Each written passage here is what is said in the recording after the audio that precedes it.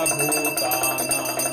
ब्रह्माधिपते ब्रह्मणोऽधिपते ब्रह्मा शिवो मे अस्तु सदा शिवोऽहं तत्पुरुषाय विद्महे वाग्शुद्धाय धीमहि तन्नो शिवः प्रचोदयात् महादेवाय विद्महे रुद्रमूर्तये धीमहि तन्नो शिवः